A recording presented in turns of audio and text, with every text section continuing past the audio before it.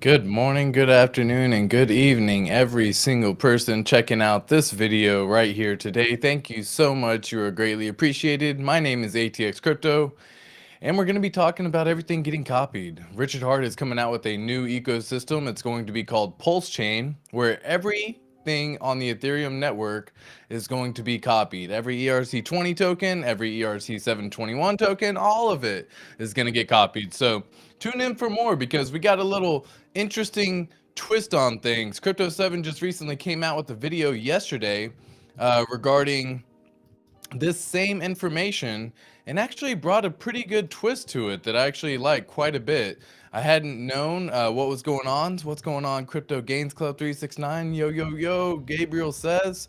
Appreciate everyone tuning in. Appreciate everyone being a part of the ATX crew and ATX scene. For whatever reason, why can't I see the layers? Here we go. Show me. Comments. Yo, yo, yo, yo, yo, yo, yo. So interesting. All right. Well, I'm just going to rock along with it as we keep on going here. But Crypto 7 just recently brought a pretty interesting perspective. You know, he was talking about could PulseChain launch without launching testnet v3. And I thought that was a pretty interesting perspective, I got to say. And I gave it some thought, and I think there could be some validity to it, right? And it was a pretty interesting thing because I know Richard Hart really doesn't want people to game the system. And I mean, I was trying to do everything I could to also comb through, you know, all of the recent tweets that Richard Hart had said and try to figure out things myself, right? And try to see if I could put something together because, you know, of course, it's not clickbait, guys. We know Richard Hart's forking over the entire Ethereum network. And I was scrolling through and scouring through all of Richard Hart's tweets just like a desperate ex trying to find clues about his mysterious new girlfriend, right? But in this case, it's actually about PulseChain. I'm really trying to find out what's going on. Has he released any news? Has he said anything about the version 3 actually needing to be public? He said that he would launch there would be a v3, but he never necessarily said anything about public. And damn, dude, every single time I tried scouring through any tweet, any message, any video, it was like finding a knee stack. It was like finding a needle in a haystack full of like memes and cat videos. And of course, Richard Hart posts 100 tweets a day, it seems like. Half of them aren't even crypto related and so many other things. So I couldn't find anything through all of these. I couldn't find a single thing that was actually going to be showing PulseChain v3 would be public. And that got me thinking. That actually got me really thinking. I was like, holy shit, Crypto 7 may be onto something, truly. Because guys, if you look at it from a sense of perspective that like Richard Hart doesn't want to game the system, he also doesn't want the people to hurt the price of Hex, and we already know, unfortunately now with Hex being so heavily correlated with PulseChain news, announcements, launches, no launches, etc., we have so many different scenarios that are being played out. And if we end up getting a version 3 public testnet, people are going to ape into Hex. And that's perfectly fine for Hex. You're going to see it probably moon, maybe even go up 5-10x in price from where it currently sits at right now, which is around 2.6 cents. So maybe see prices around 26 cents again, maybe higher. But people are going to be gaming Hex because they're just trying to get into the PulseChain ecosystem. But that's going to really hurt Hex. And I mean, really hurt it. Like, guys, think about this. If we look at it from a simple perspective that, like, there's a chance that PulseChain launches and Hex comes around and Hex goes up in value 5-10x. Well, people are going to immediately either sell their Hex because now they're net positive on some of the prices and points of entry that they've been purchasing through this bear market. Some people are going to sell and transfer that into a bridge into PulseChain and convert it into whatever coin that they decide and desire to. And that will, of course, inevitably hurt the price of Hex. Hi, baby. Oh, you need me to do laundry today? Okay. Apologize, wife just got up. Nice little morning for her, nice and relaxing. She was able to sleep in with the pup and all that good stuff. What's up, Big GZ? Says, what's up, ATX? I appreciate you tuning in as well. But again, guys, Richard Hart doesn't want people to game the system, but that also means he doesn't want people to hurt the prices. He doesn't want people to hurt his baby, right? Hex has been his child since inception, right? That's been his number one child. That's been where his main focus has been. And we know that if PulseChain launches, people are going to game this system. It's inevitable. People will game it. People are planning on this already. I see it in my chats. I see it in other people's streams. I see it in other people's chats and Twitter messages. And people are always asking, like, what's the best play? And right, there is no real best play, right? Because we don't know. Like, you can always look back and say, hindsight being 2020, XYZ could have been the best play. And, you know, yes, there may be one person out of the hundreds of people in our Hex ecosystem who may predict that correctly. And kudos to that person. But it's just like trying to call the top and...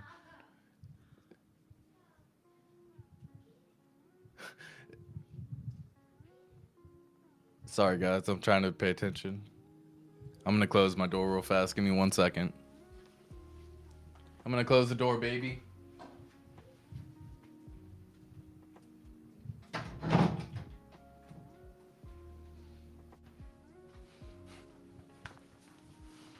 I get super distracted very easily, obviously. So, guys, we know that people are going to be gaming the system. People are looking to buy their Hex. People are looking to sell their Hex. People are looking to game the system in order to get the best play out of it. And I really think that, like I said, Crypto 7 may have been onto something, right? Because imagine that we have V3 working flawlessly on the private testnet.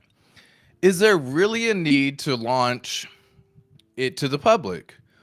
Right? Like, answer that question. Help me try to figure this out, right? If y'all are in chat, appreciate every single one in here right now. We got eight viewers right now. Appreciate every single one of y'all coming through. Be sure to like, subscribe, smash the share button, share it with everyone else. Bono Vox says you can't game the Hex system. No, I agree, but short term, you definitely can. And I think that's what we're going to experience. We're going to experience people trying to game it short term. People have a ton of dry powder, whether it be they've cashed out through the bear market, whether it be they're just sitting waiting for PulseChain. They've been waiting for PulseChain this entire time. People have a lot of dry powder sitting on the side. Well, with that dry powder, the best play to get into PulseChain, if you either miss the sacrifice, if you just want to get in day one and start dollar cost averaging, really the best play for you is to get Hex. That would be the easiest and best alternative if you had missed the sacrifice phase, or if you just want to get involved with the new network right away. So I really think that so many folks are going to be heavily buying up Hex, which is why I think the price could do a 5 to 10x where it is currently sitting from where it is currently sitting at right now. So from 2.6 cents all the way up to possibly 10, 12 cents, all the way up to 25, 26 cents, right? And so I think that's well within reason, because we have, and that's if we get, like, say, the announcement of PulseChain V3 on public. That's when I'm talking about the price starting to rally all the way up again. Because all these folks are literally waiting on the sideline for PulseChain news. That's all they care about. It's all they want. And some folks are not in this ecosystem for what Hex actually brings you, which is the staking mechanic, which is delayed gratification. Some folks have not even heard of those mechanics in our ecosystem right now. The only reason why they're here is because they're trying to be a part of something new. They're trying to be a part of something great. Like, let's be real. PulseChain is going to be freaking epic. So you have a lot of folks who are sitting on the sideline waiting for PulseChain to go live. And a lot of this is going to drive up the price of Hex, because it's going to probably be the fastest, easiest, best way to get into the PulseChain ecosystem, even after PulseChain launches. So what I see happening is PulseChain launches, regardless of if we get V3 or not, don't really know yet, but that's what we're going to talk about, if we get PulseChain launching, people are going to have a whole bunch of hex right here that's going to get copied. Some folks are going to sell this copy, or some folks are going to sell the hex on the Ethereum side. Why? Because it's already been copied over onto the PulseChain side. Some folks are then going to exchange that in for whatever they want, possibly even bridge it in into the PulseChain network so they can get even more, because they don't care about hex for what it can provide them. They are only using as a tool, as a mechanism. It's the same reason as like why you would hold USDC or USDT. It shouldn't be something you should hold, right? It's just merely a tool, merely a mechanism, merely the ability to get the product in crypto that you want, whether it be buying during the dips or whether it be just swapping it into the actual coin that you want. But there should be really no purpose to holding USDC or USDT besides having that dry powder ready to go. It's merely a tool to buy more of the actual asset that you want. That's what people are going to view hex as. It's going to be viewed as a tool. Yeah, see, I don't going through, and I don't see why it would be delayed. I haven't done anything differently. Gabriel says, can you check the stream on the new tab? I think the sound is delayed, or it's just me. Yeah, I mean, whenever I go through and I start trying to dive in and figure out what could be wrong and what's going on and everything like that, it ends up becoming this whole process to me. I'll check it out real briefly for you, Gabriel.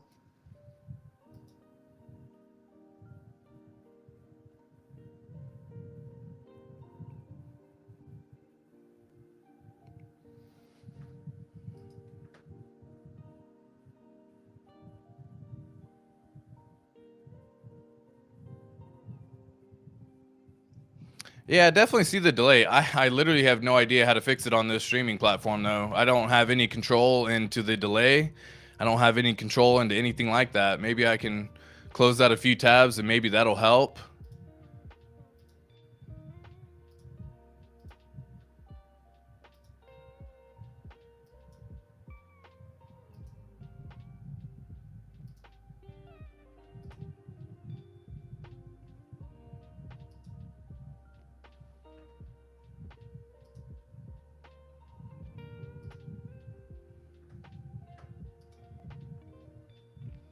Yeah, I mean, there's literally nothing I could do besides restarting the entire stream. So I do apologize. I'll keep the stream short then, if it is delayed.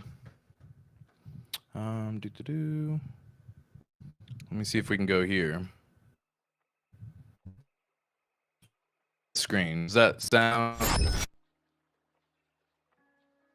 So if you were still in the video, in the views, Crypto Gains Club 369 says sounds good. Yeah, I know the sound's there. I watched the stream, what Gabriel was talking about, and there was a slight delay. If you've ever watched a video that has subtitles on it that is dubbed into a different language, it looks like they're talking at the same time. The English is going, and sometimes it's so close you can't even tell that it's dubbed over.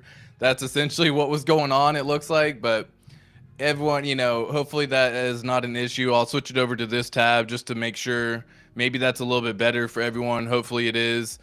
Yeah, exactly. Like a dubbed Japan movie. Exactly. So that's basically what went on.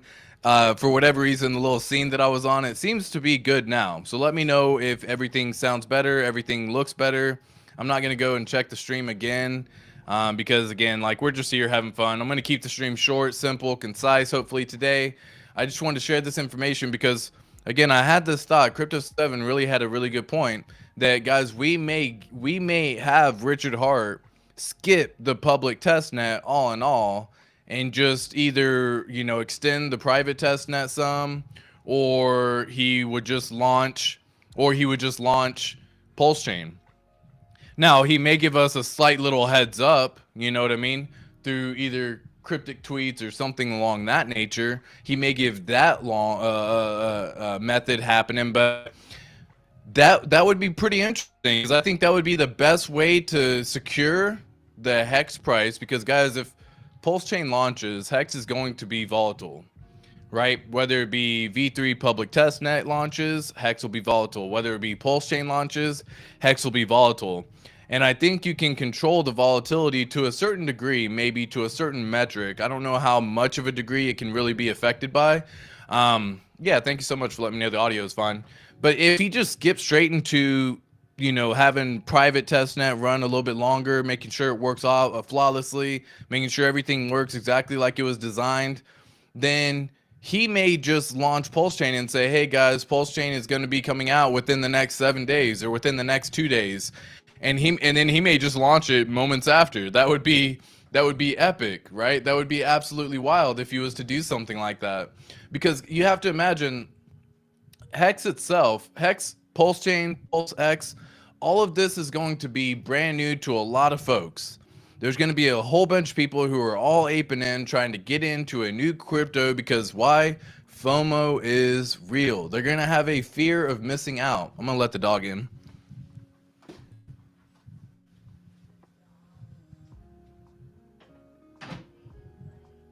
Come on, buddy.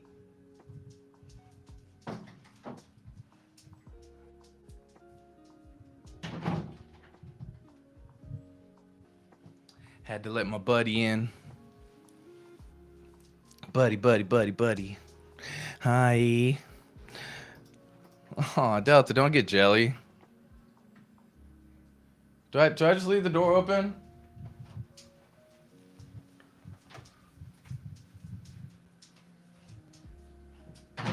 Moving all around, going back and forth. I'm opening the door and closing the door, apparently. All right. So, now that we are back, let's take another brief look real fast over here at the GitLab. This is GitLab for PulseChain happening right now. We will refresh the page just to make sure, but today is January 26, 2023, and you can see right on down here, folks, we have last activity January 25th, January 24th, and January 22nd, January 15th. So a lot of activity happening already toward the end of January, and every single day we have looked at this, Brett Tep has been the main one to be active on this as well.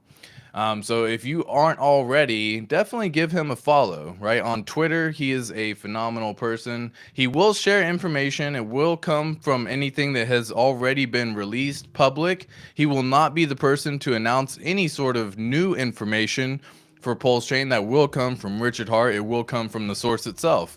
If y'all recently missed the Richard Hart tweets that he was sharing the other day, he gave quite a bit of an update as well. And I'll share this over here on this screen for y'all.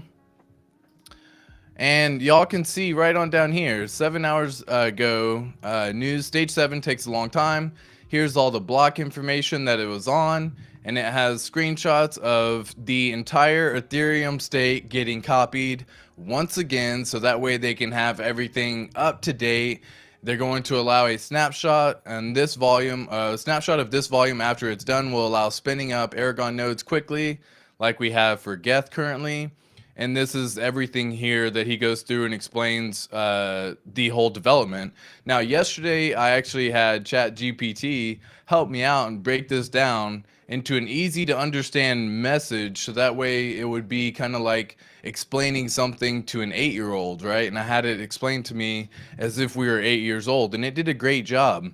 I'll say it again one more time for everyone if anyone missed that stream yesterday, but I'll be sure to share the same information one more time.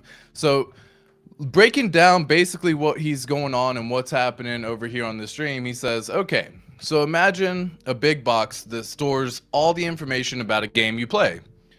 Now this game is played with you and your friends, and this box is called a blockchain. It helps to make sure everyone is playing the game fairly. The people who make this game, called developers, use something called Aragon to make sure the box is working properly. Right now, the developers are making sure that all the information in the box is in the right order and that everything is safe and secure. They have finished downloading all the information and are now organizing it. This process takes a lot of this process takes a lot of work for the computer, like a big puzzle. When they finish organizing, the box will take up a lot of space on the computer, about as much as 2 big stacks of movies. They are also making sure that the box is working properly by checking it over and over and over again. This is important because if there is a problem, they can fix it before the game starts. The developers also made something called Terraform. this helps them control how many parts of the game they work on at a time. In this way, if something goes wrong, they can easily and quickly fix it to make sure that the game works properly. Overall, the developers are working hard to make sure that the game is fun and fair for everyone. They are doing a good job, and the game is getting better and better. So that was a quick little breakdown as to what is going on with the overall ecosystem with PulseChain, with all of these tweets. If you don't understand exactly what it is, because if you look at the chat, there's a lot of words that, again, I'm not even necessarily sure of myself. Even developers may not understand it, but it basically goes through and says it's a lot of CPU intensive. But even after reading that and having me read it to you, it's a lot easier to understand what we're talking about now. So, talking about the Merkle tree, syncing, block 0, blah, blah, blah. So everything is basically getting launched from block 0. We know that because it'll start from nothing. It'll be a brand new fork of the Ethereum state, but it'll be launching on PulseChain on block 0. So from there, it's just going to make sure that everything syncs along with it to anyone who builds nodes up and running on it.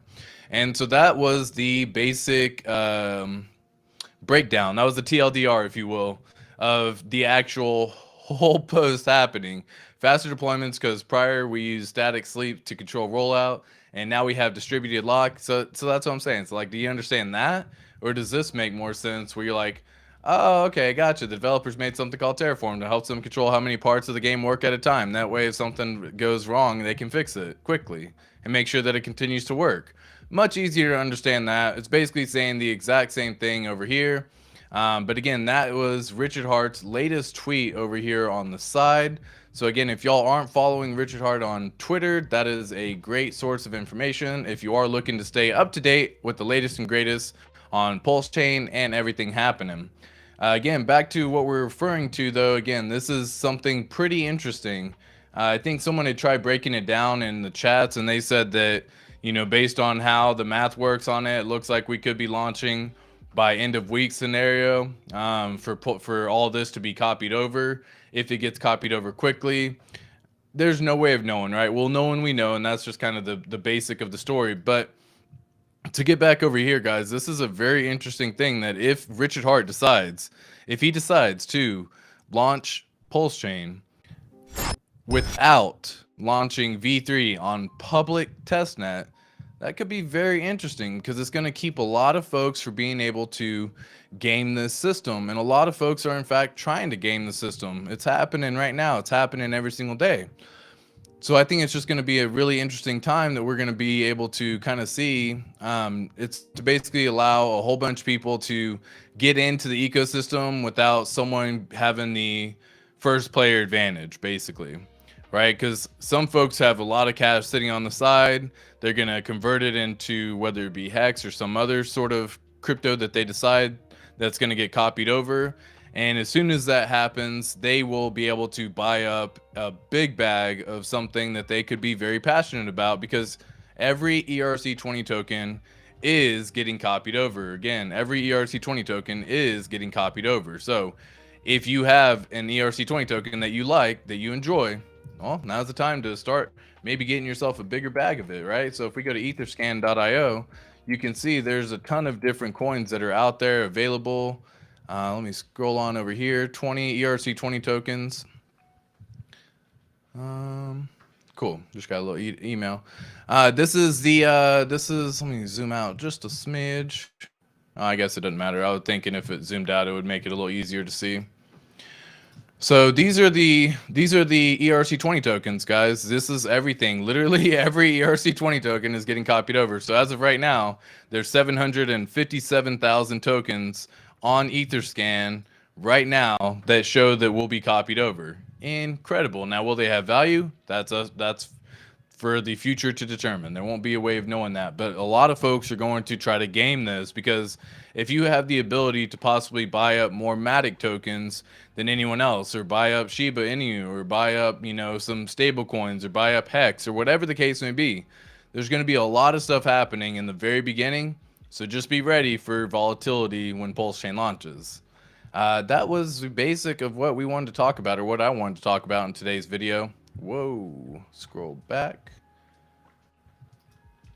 And let's just see what's going on over here with the price. So this is the price going on over here. We got the 9 EMA versus the 15 EMA. We're still bullish in this scenario as long as these two lines don't cross down. It looks like everything is still looking to be positive in the near future. And that's just, again, a very short-term view here. But let's take this and mark a little new chart. If we probably break below this line right here, my guess is that we are probably going to end up dropping back below. And again, there's no way of actually knowing. I just want to show this information for everyone because it is out there. It is available for everyone to determine for themselves if they want to do something. So far, overall, we have 203 buyers today out of 126 sellers, with the buy volume sitting at 1.6 million, sell volume 1.2 million. So definitely some good action over here overall as well. And let's just see, lastly, maybe some buys that have been happening. So we just had one person sell 21,000. We just had other folks who will have been buying, 500, 1,000, 4,000, 300, 19,000. Do we have any big sells or big buys? Something over, let's just say 50,000. All right, so the last one that was over 50,000 was yesterday, January 25th. It was $130,000 sold. Let's just pull up this wallet and check them out. We can see that they're again sitting on USDC. Folks, this has been very common and very common occurrence. Every single time we've seen these folks sell, they aren't actually cashing out. They're literally just holding this in USDC form. What they're waiting for, only time will tell. Because it's just a matter of trying to understand really what's going on, why they would swap, we'll say their hex into USDC and, cash out 194,000, but they aren't actually cashing out. They're literally converting it into a stable coin and waiting for probably news and announcements of PulseChain. We can see that they did stake some just a little bit ago, and this was probably what, 30 days ago? Oh, 16 hours ago, my bad.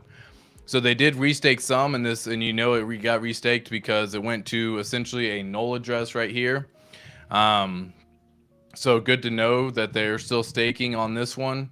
And I'm zoomed in just a little bit too much, but this is just kind of good for everyone to kind of see. Oh, that wasn't a stake. That wasn't Hex. That was Beyond Finance or something. Don't know what that is. Another protocol, but I'm sure if we pull this up, interesting. Now I'm curious. Are they currently staked? Now I gotta know. So refresh this page. So if y'all haven't seen this website already, it's hexfire.io. Another great website to see a whole bunch of data if you're a data nerd like myself and you want to kind of dive in to see what folks are doing, right? See if they're staking, see what their stakes look like, how long they're staking for, all these good metrics so you can learn and come up with your own investment thesis and your own investment strategy. They currently, oh my God. Oh, that's all the stakes. I was like, no freaking way. That's all the stakes. So overall, we got 6.7 years. Yeah, they currently do not have any stakes at this time. It doesn't look like they've ever even been staked either. We can see it all right on down here. So, they're just playing this game, whether it be a quick little in, quick little out, and just playing the whole staking system strategy. Now, we can always dive deeper if we really, really wanted to and try to find out, if they have other wallets that they're connected to. I'm not trying to necessarily play that game at this point in time or try to find that out with them or with that wallet, because I was just trying to take a brief little gander as to what they may be doing. So if we come back over to Deck Screener, this is another one who just recently bought 80,000 hex. So you can see right on down here, they're still sitting. This is the same. Is this the same address? One second. I'm sorry. It is the same address. So they bought and sold. Interesting. So they bought Hex. Yeah, they're trading for sure, clearly. They bought Hex at 6 p.m. and then sold at 8 p.m. All right. Cool. And they have been doing this pretty consistently in terms of buying and selling. If we just try to filter by this address, let me see if we can do that. Go... Which address was it? Here. Let's see if we can just filter by this address. Yeah, so they bought January 18th, they bought again January 25th, and then sold everything on January 25th. So they're definitely just playing this whole trading game. Kudos to them, I guess. It looks like they lost some hex because they bought 3 million here, 2.6 million here, and only sold 5 million here. And they currently aren't sitting, they don't have any liquid hex available in their bag right now. So they actually lost out on this trade, right? They bought $130,000 worth, and then or the 135,000, and they only sold it for 130. Wreck yourself, trader. All right, so that's the basic latest and greatest on hex. In terms of the industry overall, we have a crypto industry scared of strong SEC from Senator Elizabeth Warren, kicking off an hour-long session. She laid out the case for the SEC to step up its scrutiny of crypto. Massachusetts Elizabeth Warren had strong words for the crypto industry on Wednesday, calling the U.S. SEC to do more to fight crypto fraud. The SEC brought enforcements against celebrity crypto promoters for not disclosing their compensations to the public. It has gone after employees at exchanges like Coinbase for insider trading. It has charged crypto crooks for defrauding ordinary investors out of millions. And various U.S. agencies have waded into the waters of crypto along with the SEC, including the CFTC and FTC and FDIC and DOJ. So I'm just going to say the acronyms for all of them. I'm not going to read them all. Not to mention multitude of state agencies. While some in the crypto industry would prefer to deal with the CFTC, Warren said that she believes the SEC and its chair, Gary Gensler, are best suited for the job. The commission has been loud and clear that crypto doesn't get a pass for long-standing securities laws that protect investors and ensure integrity of our financial markets, Warren said. This is the right approach. The SEC has the right rules and the right experience. The SEC needs to do even more and use full force of its regulatory powers across the entirety of the crypto market. Senator Warren added that the Congress needs to shore up the agencies with new resources and authority to ensure it can take on the industry at full strength.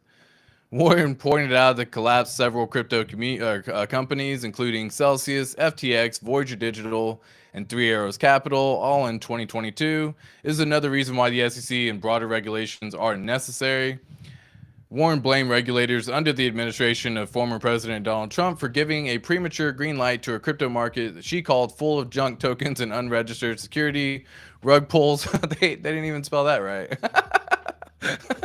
It's rug pulls, like P-U-L-L-S, like you pull like someone's leg, right? Anyways, and Ponzi schemes, pump and dumps, money laundering, sanctions, evasions. The consequence of Trump's regulators' weakness was no surprise. By 2017, nearly 80% of all ICO were scams. The following year, investors lost about $9 million each day to crypto scams. She also accused crypto-friendly banks like Silvergate of opening up the banking system to a greater risk of the crypto collapse, which she says will leave the American taxpayers holding the bag. So she's definitely adamant about trying to get it. However, there's already so many rules in place that protect everyone. It's just a matter of them actually coming along with it. And everyone who fell for these things, it sounds like she maybe have been a part of it or had someone in her family who was a part of it. I can only make my speculations as to why she's so angry with it. But if you're involved with a centralized exchange like any of these and you're not doing crypto right in the first place, you should not have your crypto on any centralized exchange, as they have proven themselves to be fails. They will decide to go bankrupt at any time they decide. And if they decide to do that, then you are out of your crypto immediately. There's no say, no customer service. You can't reach out to anyone. So hold your own crypto and your own keys. It's the best way to control your own assets and avoid situations like this, which is where, you know, we end up getting into stuff like Hex and other different decentralized cryptos. And again, I'm not a financial advisor. This is not financial advice. I just like sharing this information with everyone. FTX creditors include Apple, Netflix, and Coinbase, the court documents reveal. So if y'all didn't know, again, FTX is one of the recent places that did just file for bankruptcy themselves. Financial advisors for the bankruptcy court exchange for FTX at last revealed the complete list of companies and institutional investors in a court filing late Wednesday. The document showed names of company owed money by FTX, providing an expansive view of entities wrapped up in the exchange's bankruptcy. This is wild. If you didn't think that was bad, this is how crazy it got. Literally, they basically went up and got every single person, and yet if you want to promote a true decentralized crypto, they don't allow you to, but then they have so many companies that are jumping in to promote something that got people wrecked. This list does not include specific dollar amounts as to what each business in the creditor matrix is owed, nor specified information involving individual customers, which include over 9.6 million people, which were redacted from the document. The company's inclusions of the list doesn't necessarily mean that the entity has a trading account with FTX. The FTX, a once dominant player in the crypto space, collapsed following bank run on the exchange in November. The liquidity crunch forced FTX to admit that customer assets were not fully backed, and it eventually filed for bankruptcy following an unsuccessful last-ditch attempt to sell the companies to its primary rival, Binance. The company founder's SBF has since been arrested and charged with 8 financial criminal charges in connection with the collapse of the exchange. Come on, bud. What are you doing, silly boy?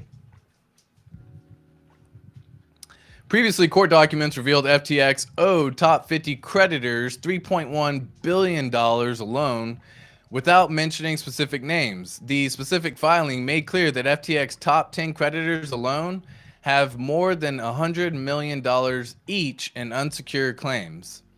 Wednesday's matrix includes numerous companies native to the digital asset industry, such as Coinbase, Binance, Chain Analysis, Yuga Labs, Doodles, and Silvergate Bank. Reddit, which rolled out the Polygon-based NFT avatars on its platform last year, also mentioned as a creditor. Crazy, folks. This is crazy. Some instances of companies being mentioned could pertain to money owed by FTX for goods and services. The pharmacy CVS is listed as one of those exchanges' corporate creditors, as well as Netflix and Comcast. This is crazy. Crazy. 12 different creditors that include DoorDash in their name are listed in the matrix. Multiple departments of revenue from numerous states across the U.S. are included in the creditor matrix, from Alabama to Wyoming, along with the Bahamas Ministry. Yeah, wild, folks. Absolutely wild. Some more crazy news happening along the crypto space as well. We got hackers taking over Robinhood Twitter account to promote a scam. That's hilarious to me. All right, so the scammers used the account to promote a fake token and NFT sale to over 1 million followers. God dang. Dang. Cyber criminals hacked the Twitter account of Robinhood Exchange on Wednesday in a now deleted tweet. The hacked account was used to promote a scam offering crypto tokens and NFTs on the Binance Smart Chain through PancakeSwap decentralized exchange. Robinhood presumably hacked?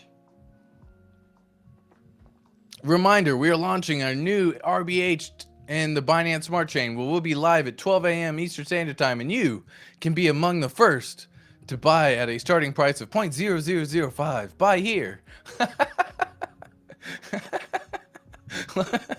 Get wrecked. These folks just got wrecked so hard. Robinhood and other social media profiles were also compromised, according to Binance Smart Chain scan shared by internet sleuth Zach XBT. The scammers were able to make off with about 26.95 BNB tokens, which is just around $8,200. I want to see how much scams they got now. Looks like they've already moved some of it off, if you can already see. Like, they straight up got it, swapped it, got it, swapped it. Lol. Oh, this shit's crazy. Look how much this happened. This is still happening. 13 hours ago, 1 day ago. Oh shit, man, that's crazy. That's freaking wild. Oh my goodness, too funny.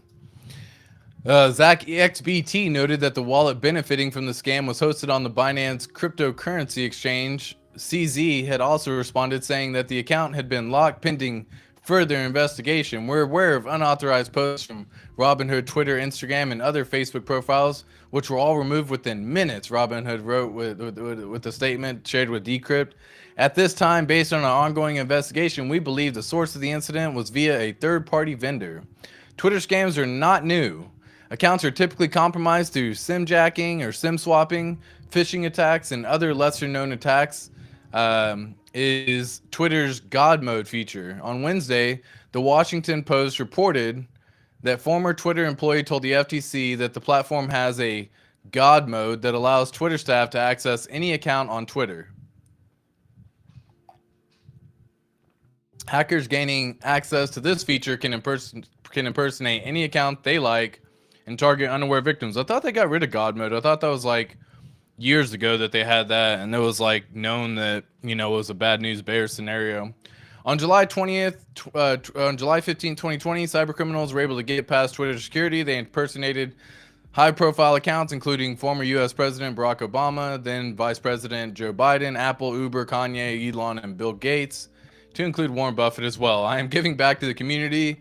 All Bitcoins sent to the address below will be sent back doubled. If you...